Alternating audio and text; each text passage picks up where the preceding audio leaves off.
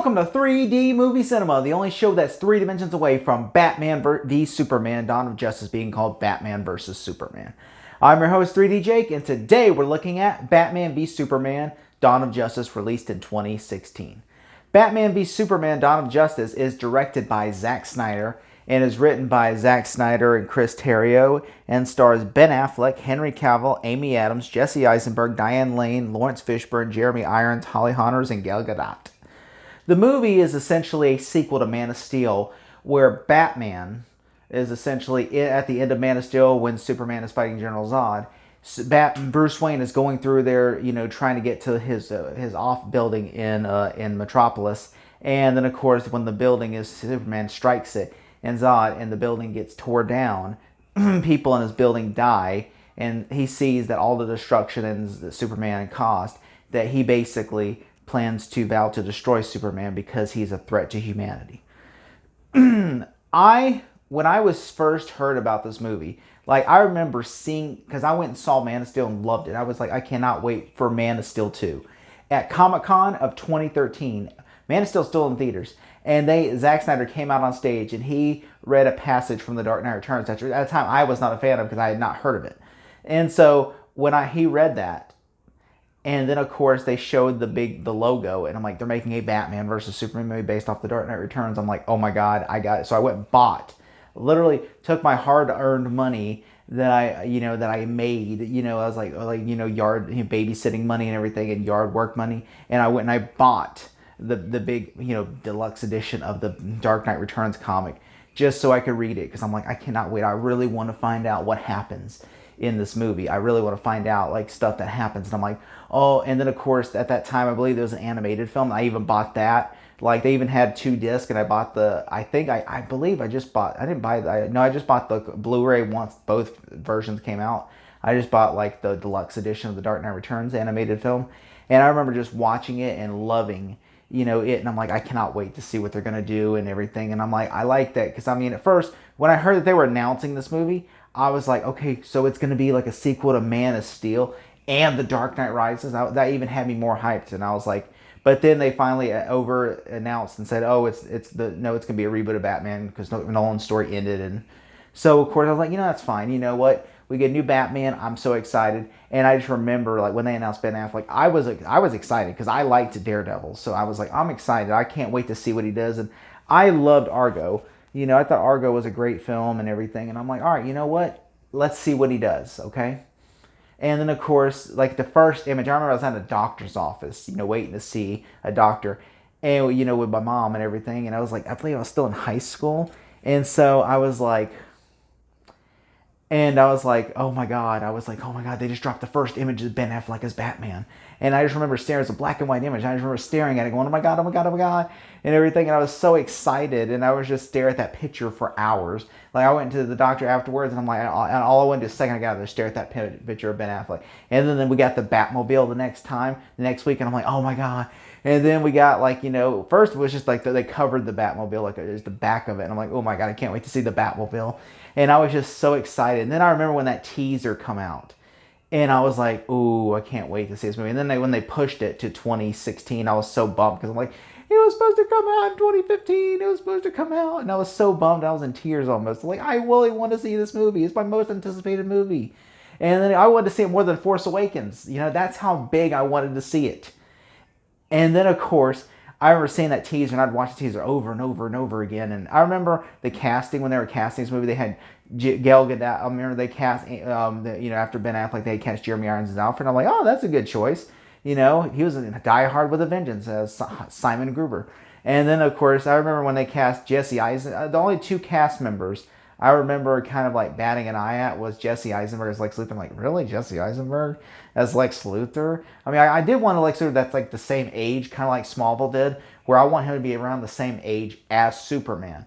So I was like, okay, I can understand that point, because but everybody was like, Bryan Cranston should be Lex Luthor because Breaking Bad, and everything. And I remember I believe even Michael Rosenbaum from Smallville was like, we wanted Heisenberg, not Eisenberg, and everybody was just getting in on it. And then, of course, I just remember I was like, look, you know what? I'll give it a shot and everything. And I think that was the only two. There was another casting that I forget what it was, but yeah, those two castings, and I just remember seeing those two casts. There's like this and the other. I forget what it was, and I believe at the time it was like, I think it was a rumor that Michael Cera was going to be like the Riddler or something. And I'm like, what? Michael Cera's a Riddler? I was like, I can't see that. I mean, Eisenberg maybe, but like Michael Cera, what?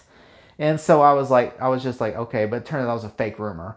And then of course I just remember those rumors everywhere. Like Jenna Malone was cast, like, oh, she's gonna be Batgirl. Carrie Kelly from The Dark Knight Returns, she's gonna be Batgirl, or not Batgirl, but Robin. And there's so much stuff like fake rumors, like and everything. Like, oh, his armor suit's gonna be Zod's armor, and there's so many fake rumors. And I just remember being so excited for this movie. And when I saw them, I sat down. I remember I begged my stepdad. I'm like, Dad, we got to go see this movie. And we went and we got like, this big popcorn, a Batman v Superman popcorn bucket and cups. And we sat down to watch the movie. And then I remember walking out there going, huh? Like, I just remember I was so excited for this movie that I thought it was okay when I first saw it. I mean, I didn't really love it. I was like, this is fine. I mean, like, it just felt like a chopped up version. But then when you watch the Blu-ray, I did enjoy this movie a lot more.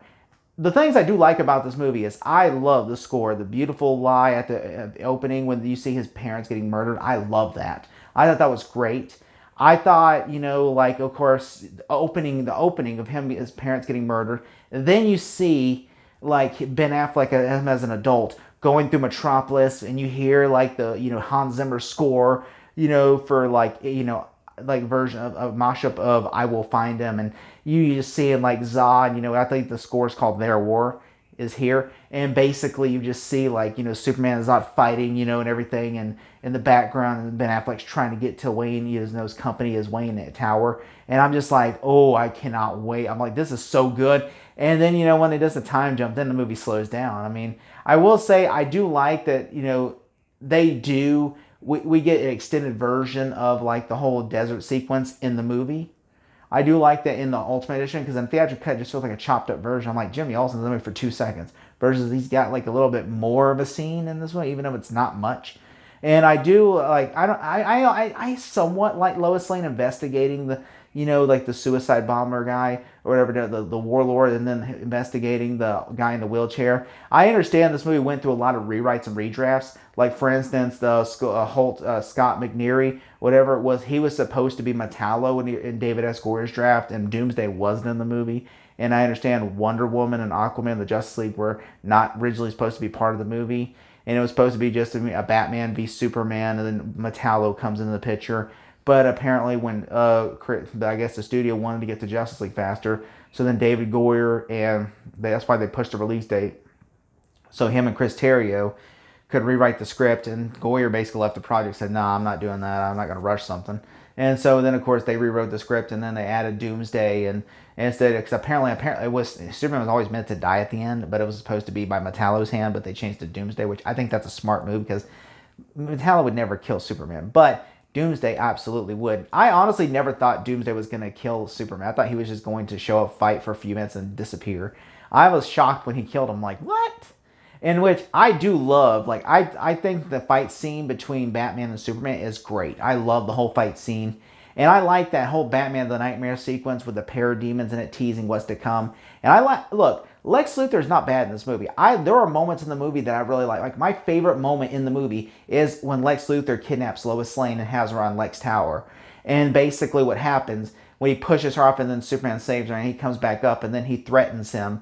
He shows the pictures, and he's like, and Superman's like, where is she? He goes, I don't know. He's like, when he has Martha, the pictures of Martha. He goes, I don't know. If you kill me, Martha dies. I would not let them tell me. And he says, if you fly away, Martha dies. He says, if you go to find her, Martha dies. He says, if any way, shape, or form anything happens to me, Martha dies. And I'm paraphrasing, but he was just like, and then he basically says, you must go to him, fight him, the Batman. And I know he goes there, like, and I like that. And I also like the Batmobile chase sequence. And I know everyone's favorite scene is the warehouse fight sequence with Batman. I love that scene too. That's awesome. But I also love the fight scene between Batman and Superman. And I love like when Superman's in the courthouse and it blows up and kills everyone in there. Although some people, my biggest issue I think with the movie is, I think, it is too long.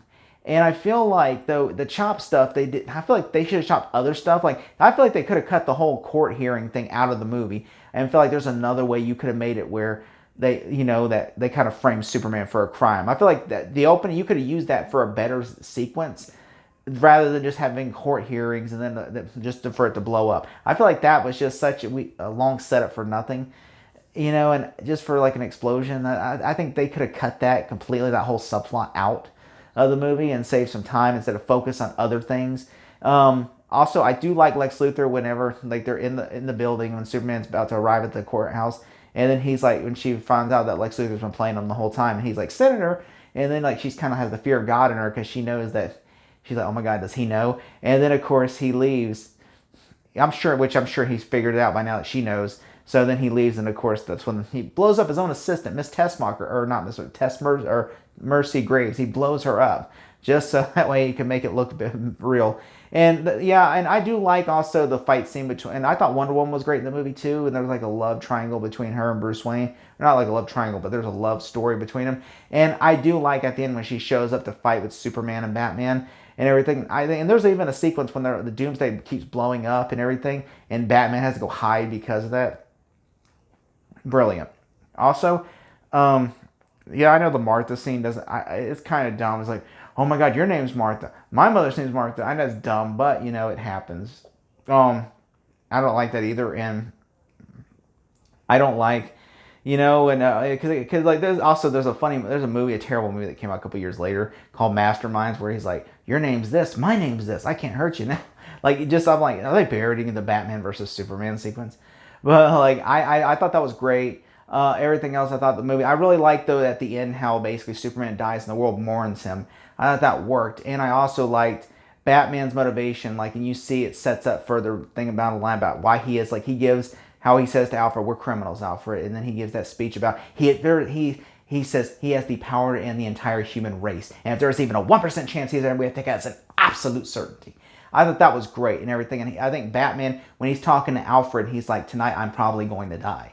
This ends with the Wayne family. Tonight, either I'm going to kill him or he's going to kill me.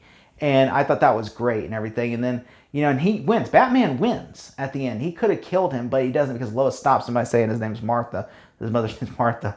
And then, of course, he goes to get Martha, and then of course that's when Superman brings Lex Luthor. And I do like how they bring Zod's body back, and Lex Luthor used it to make Doomsday. I thought that worked perfectly, and I even like how they have the scar of Zod on Doomsday. Everything about that worked, and I thought that worked well. My only issue is, of course, the subplots in the movie. I feel like okay, the courthouse subplot, and then of course, you have this whole other guy who's angry. I wish they would have just wrote him out of the movie, not even had him in the movie. Instead, they should have just had, okay, Superman kills a warlord, and then we talk about that, and then Batman's like, I can't have this. And then you bring Wonder Woman into the movie. All right, you could even introduce more of the Justice League earlier into the movie. And then, and then I think that would work better. And then you have, like, Superman and their fight sequences. You could have added more layers to the movie rather than just having, okay, we have to have a subplot with a courtroom. We have to have... there's other plots about, like, okay, Lex Luthor hiring an assassin and putting the guy in a wheelchair and everything. And the stuff like that is where I'm like, I kind of hate that in the movie. But everything else about the movie I really like. If I had to give this movie a grade, I'm going to give it a B-. Thank you so much. Sharpton for president, y'all. I'm outie. Jesse Jackson for VP.